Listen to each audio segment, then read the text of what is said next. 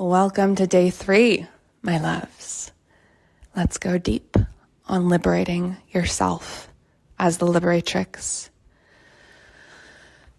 So something about the liberatrix that I hope all of you embody, either by the end of this week or in your own time, in your own evolution as a powerful woman, or right now, is she is incredibly uncompromising when it comes to living her life and leading her business in alignment with her core values.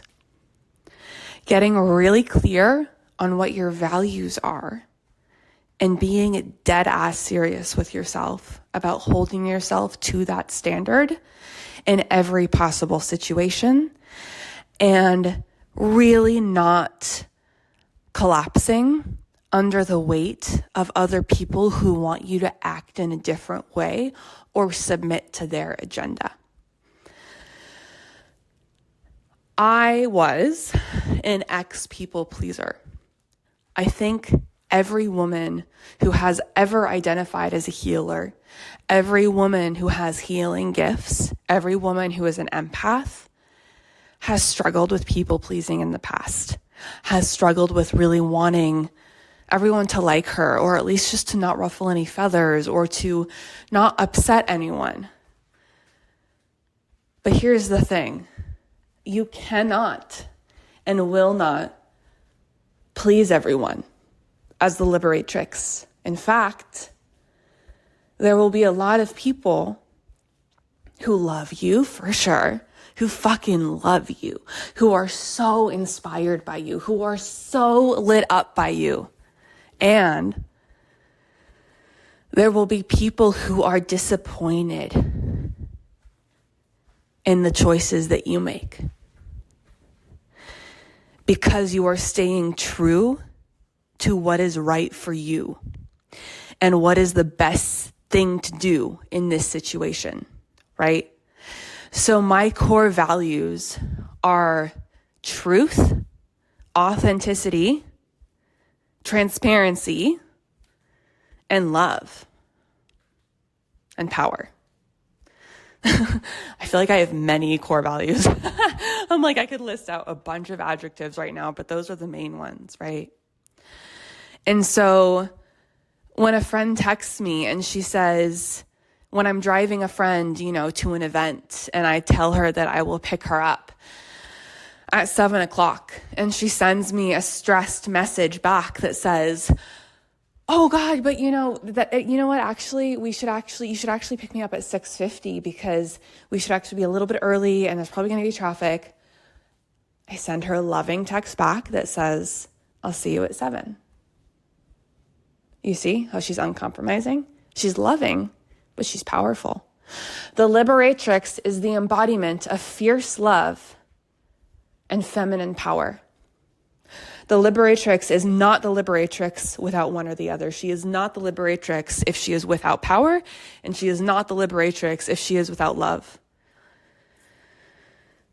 But being with love, embodying love with feminine power, does not mean sacrificing what you know to be true, ignoring your intuition, people pleasing, doing what other people want you to do just because it's easy, not speaking up the truth even though you have a gnawing feeling in your stomach. The liberatrix is so devoted to truth, love, and power that she will follow those things till the ends of the earth, no matter what. Because she knows that if she's following truth, love, and power, if she is staying devoted to truth, love, and power, if she is embodying truth, love, and power, and people don't like her because of that, that has nothing to do with her and everything to do with them. Even if they're projecting directly and they're like, no, fuck this woman, she's not getting in line, or, she hurt my feelings by speaking the truth. Even if you craft the most emotionally intelligent response to someone, if you are speaking your truth genuinely and it's an uncomfortable truth, there will be people who don't love it.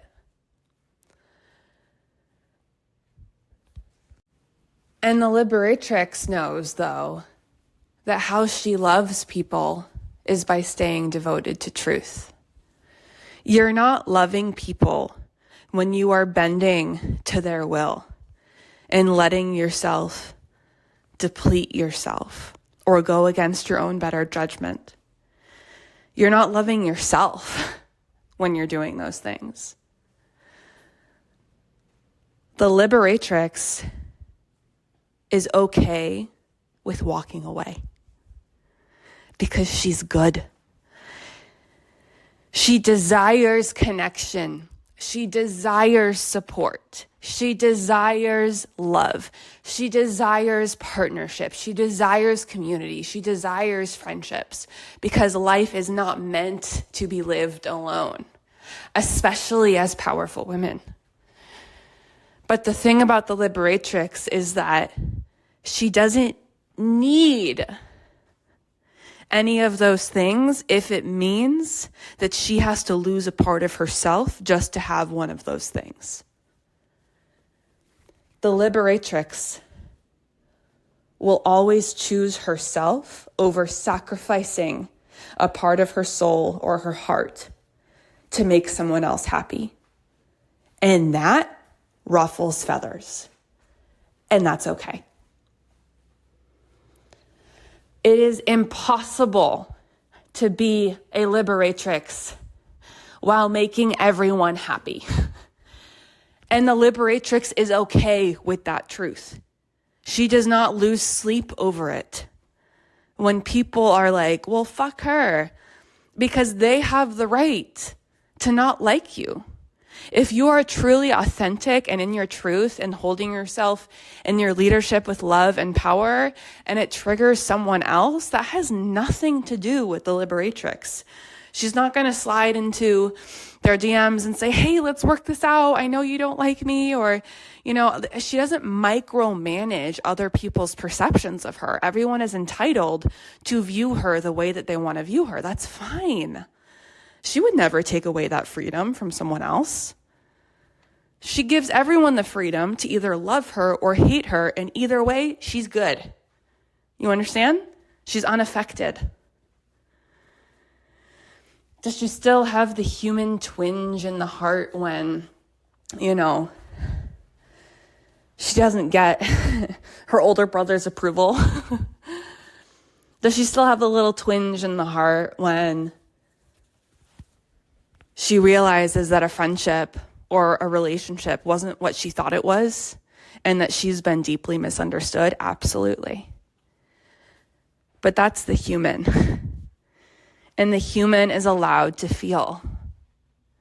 The Liberatrix is the container, though, in which you feel those things without collapsing and without compromising your own power in response to those feelings. The Liberatrix doesn't need your approval. She doesn't need your attention. She doesn't need your love. She doesn't need your money. She doesn't need your power. She has enough power on her own. And in no way am I saying, oh, we're powerful women, we can do it on our own. Absolutely fucking not. Not what I'm saying at all. But what I'm saying is that she doesn't need specific things from other people on the deepest level of spiritual truth. Like, go beyond practicality and go to the deepest level of soul. She doesn't need you to give her a specific thing in order for her to be okay. Because she knows that what is meant for her will never miss her. She knows that if someone is meant to be the love of her fucking life, there's no way that he or she could miss her. She knows that if someone is meant to work with her, There's no way that that won't not happen at some point in divine timing. You see, there is this leaky energy that a lot of women have, that I've had before in my life when I was a people pleaser.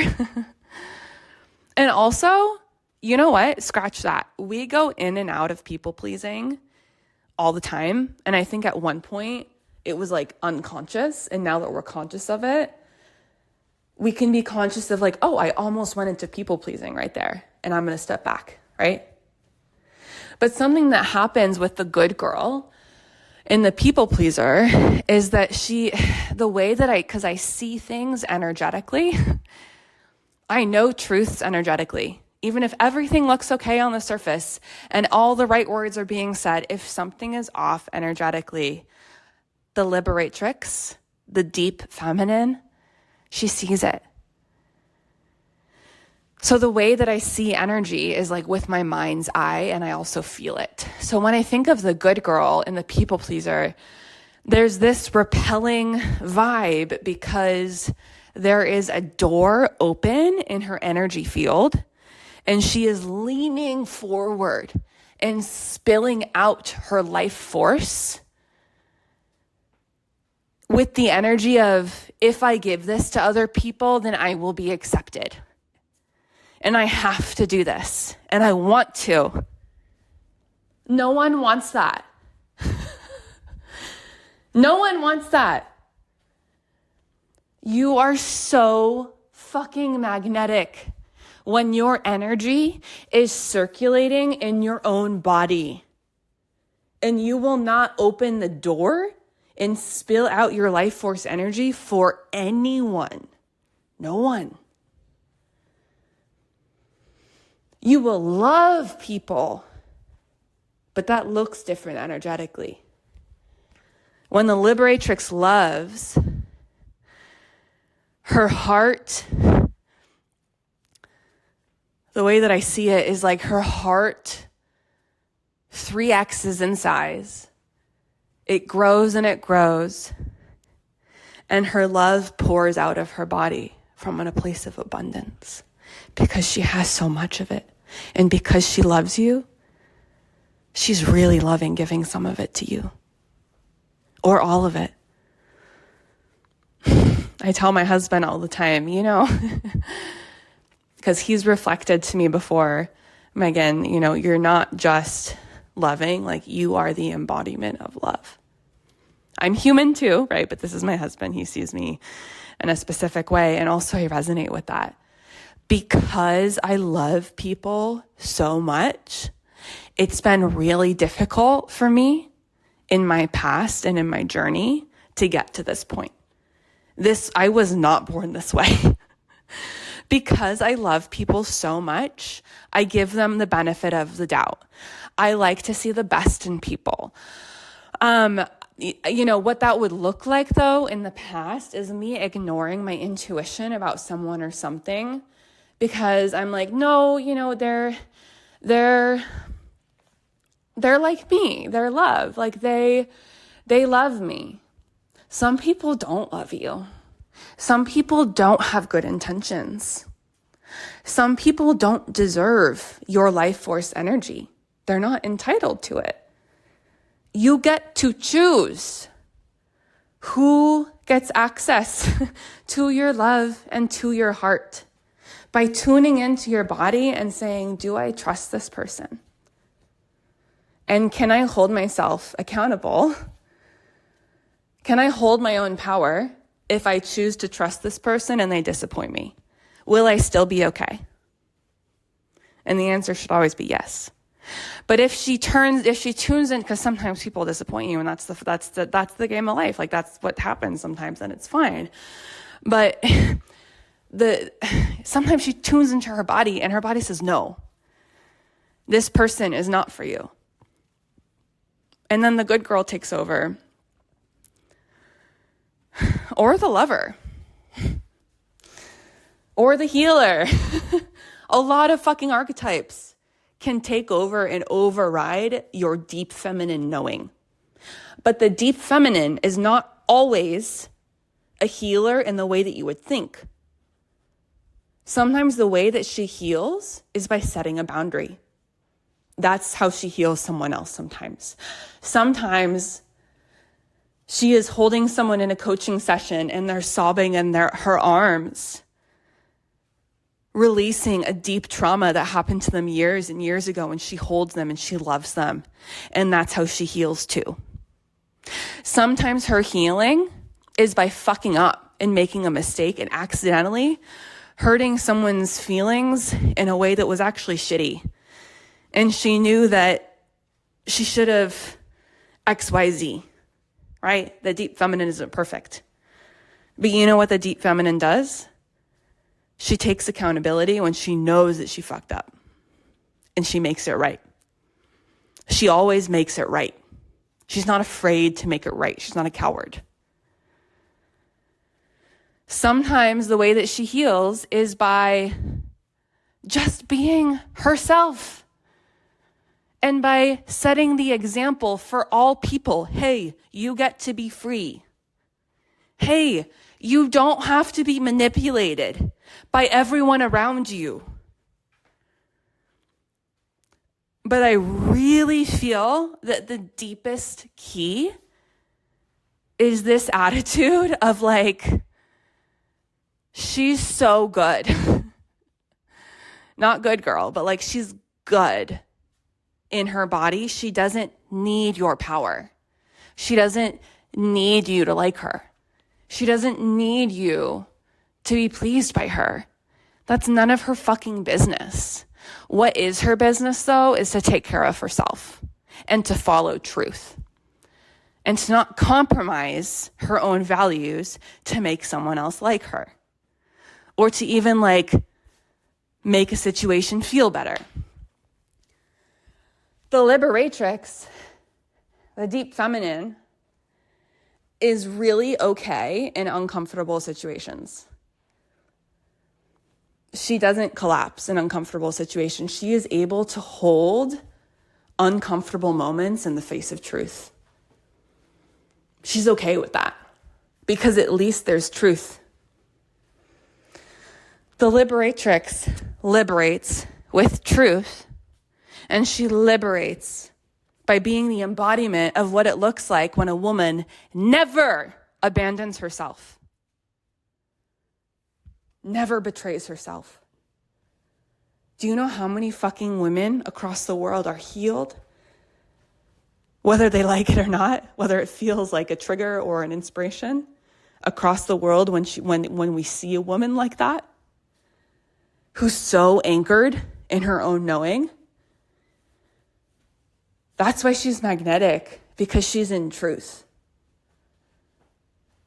She's rooted in truth. The way that I see the deep feminine is she's deeply connected to the earth below her. So she's deeply connected to like core instinctual truths of the earth, of humans, of herself, because she's a part of the earth, of collective consciousness. She's deeply rooted to her own beingness. So she's really connected to what's going on inside of her body and the truth of what's going on. She's not afraid to look at the truth. And most times, by the way, the truth is not what the ego will feel comfortable with. And the liberatrix is like, okay, ego, we got to level up because we're devoted to truth. Let's go. And she's also deeply connected to the divine. The liberatrix is not ignorant. She does not assume that she knows better than everyone. But what she knows is that her truth will either come from the earth, her body, or God. If someone tells her something outside of her and it doesn't feel like truth in her body, that is not her truth. That is their truth. She does not adopt other people's truth because she doesn't believe. Just like she knows that she's not better than anyone else, she also knows that no one else is better than her. Does that make sense? Yes, it makes sense. my good girl coming in. Does that make sense? It makes the most sense in the world. So let's talk about power dynamics. Also, I want to hear in the chat as you're listening to these, what comes up for you? Does this resonate? Does this for you?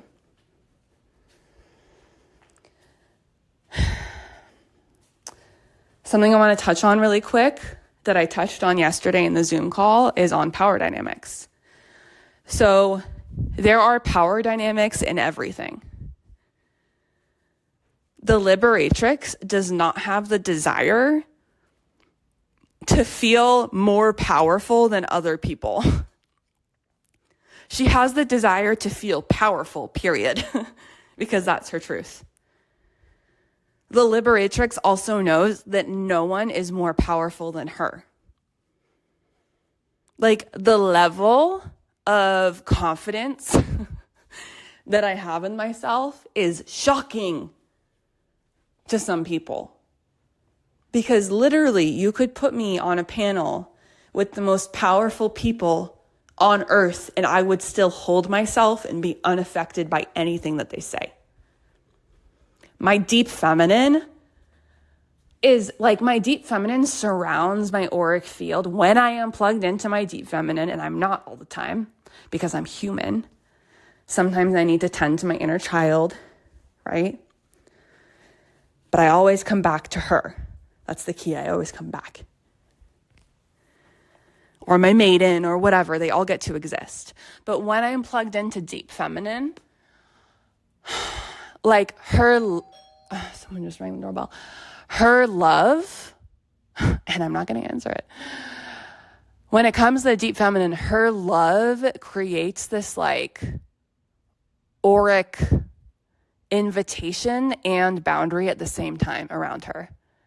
So her love invites other people who match that frequency into her field. And it also sets a boundary so that no one who is not love can enter her field. Nothing that is not love can enter her field. Love liberates. I'm going to get to that in a second. So much, y'all. So much. Power dynamics. Okay. So there are power dynamics in everything, right? But no one can top the liberatrix because she's not even playing their game. The liberatrix is playing her own game. And what does that mean? She does not think about life in the same way that most people think about life. Like, her goal is not to get to a specific place. Her goal is to remain true to herself at all times. Right? Other people, a lot of other people, and this is not better or worse, it's just different, a different archetype of consciousness that I don't practice. Other people really like to they spend their energy on getting to a specific place because XYZ. I want to get promoted, so I need to like kiss my boss's ass. The liberatrix doesn't kiss anyone's ass, by the way, and it pisses a lot of people off. I've experienced it firsthand in Austin. They're like, why aren't you kissing my ass? I'm like, because you're not better than me. The liberatrix, like, so other people, it's like there's this whole thing in society of like social climbing and like getting to a specific place on the professional or social hierarchy, The liberatrix, like, she's not even repelled by that idea because she doesn't even respond to it. She's like, what? Like, she does that doesn't exist in her reality. Like, she doesn't make other people wrong for playing that game. It's just not her game. You understand? Like, her game is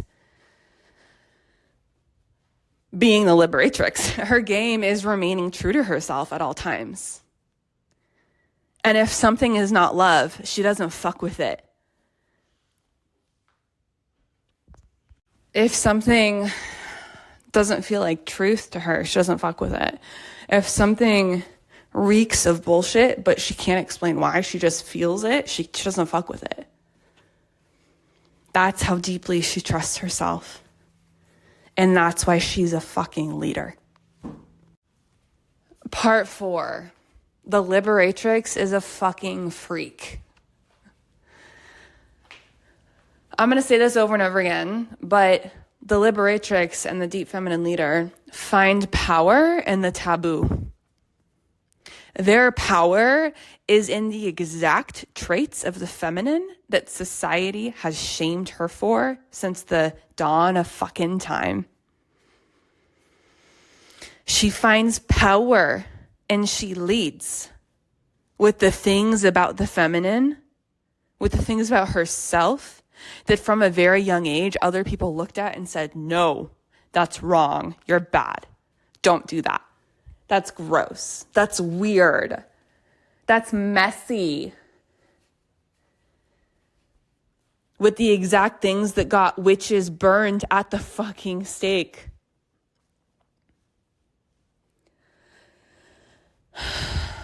And I know a lot of us have that ancestral memory in our DNA. That's a part of rising as the deep feminine leader, by the way, which is one of the things that we're going to cover in Deep Feminine Awakening and really alchemize is like really fully alchemizing the witch wound. Because other women in our lineage, maybe not even our own mothers, but especially not our great-grandmothers, maybe not our grandmothers, not our great-great-great-great-great-grandmothers, right? The feminine for a long time has not been able to openly express what makes her feminine without an ounce of shame, without getting killed for it, without getting punished for it, without getting completely ostracized for it. Like, I'm here to encourage you and to tell you right now that we're so fucking lucky that we are the generation that gets to lead with what makes us feminine and to be okay. Is it comfortable? No. But is it life-threatening in the same way that it was 300 years ago or even 50 years ago? No. Women have more power than ever at this point in history, and we're not done. We're not done. The masculine has beautiful divine power, but so does the fucking feminine.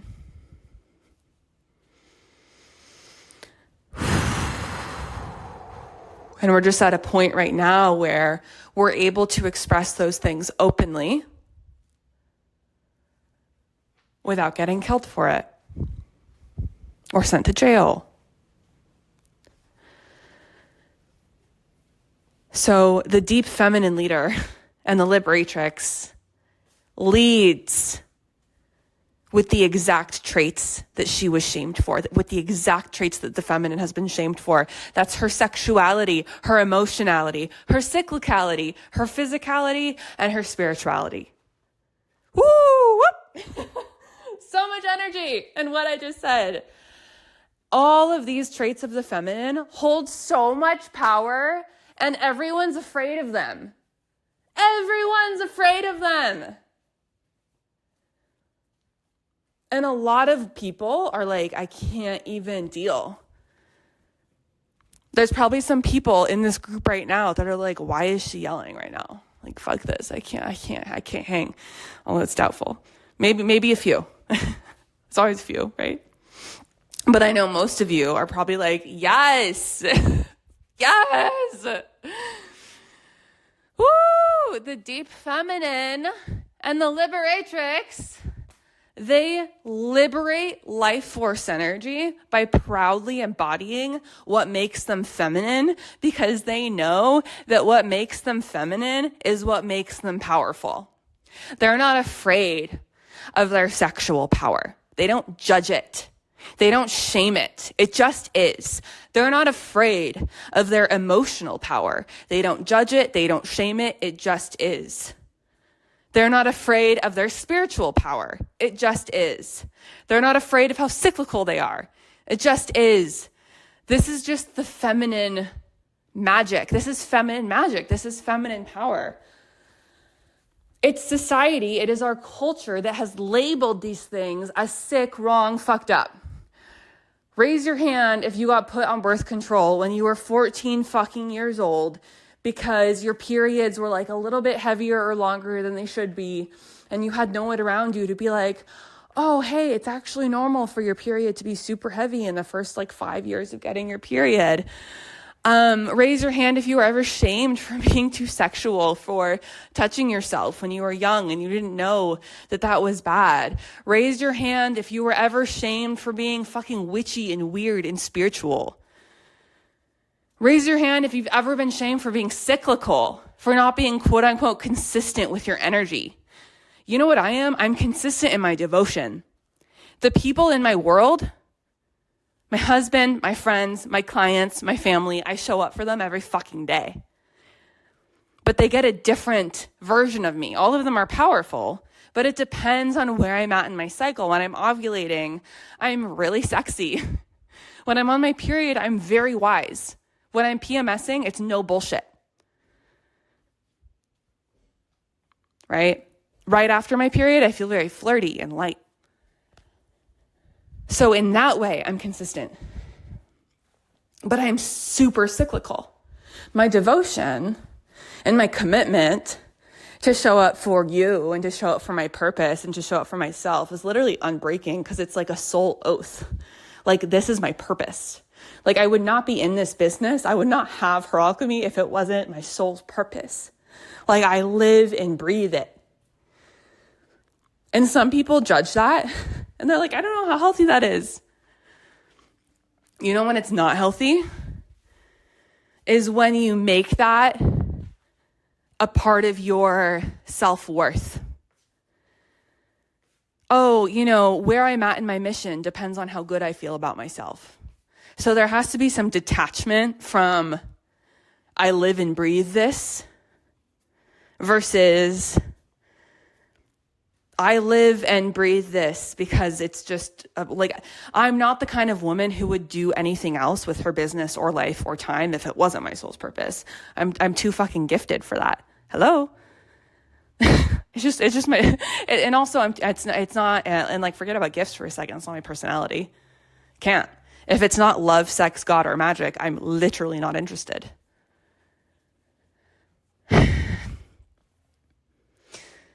Went off on a tangent. So the Liberatrix and the Deep Feminine Leader, like, takes that memory, those memories of shame, right? And those memories of, and also I want to say something, like, Deep Feminine Awakening is for you if you've already gotten to the point in your feminine leadership where you've realized that those traits are not shameful. They're fucking powerful. You don't judge other women for being in those traits because you know that that's feminine magic. But now you're at the point where you're like really ready to own your queenhood in a way fucking deeper way than you ever have before. And like send shockwaves through the ground with your deep feminine power and just feel so fucking nourished, fully alive and lit up by the deep feminine, and really deepen in your deep feminine leadership and become the most iconic deep feminine leader that you were born to be.